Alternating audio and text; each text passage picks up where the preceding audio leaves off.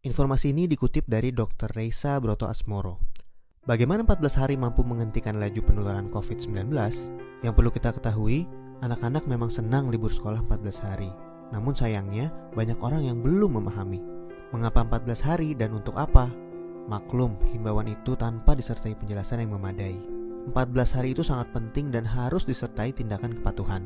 14 hari itu mampu menghentikan laju penularan COVID-19 dan mampu menyelamatkan ribuan orang. Bagaimana bisa?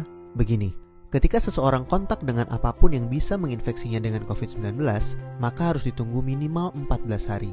Jika tidak terjadi apa-apa, maka orang itu aman.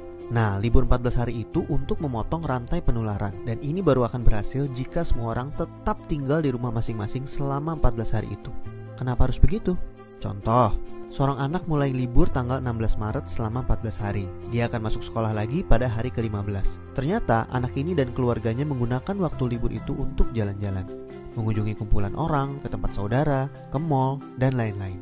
Seandainya dia jalan-jalan di hari ke-10 dan tertular COVID-19 di tempat yang ia kunjungi, mungkin pada hari ke-14 atau 15 belum ada tanda-tanda dia sakit, tetapi dia sudah membawa COVID-19 di tubuhnya dan berpotensi menularkan. Andai dia masuk sekolah pada hari ke-15 dan seterusnya, maka 14 hari libur sekolahnya itu tidak ada gunanya. Penularan terjadi juga di sekolah, efek domino akan berlangsung dan rantai penularan tidak terputus. Untuk itu semua orang harus bekerja sama. Semua warga Indonesia harus membantu dan warga harus kompak, yaitu patuh untuk tidak kemana-mana dalam 14 hari itu kecuali untuk hal yang sangat perlu. Waktu 14 hari itu berguna untuk saling pantau. Jika ada orang yang menunjukkan gejala-gejala menderita serangan COVID-19, bisa segera ditangani dan hopefully penularannya hanya stop di dia, karena dia tidak kontak dengan orang lain dalam 14 hari itu. Jadi, mari kita mengisolasi diri untuk diri sendiri dan orang lain. Mungkin pula dalam skala besar untuk umat manusia.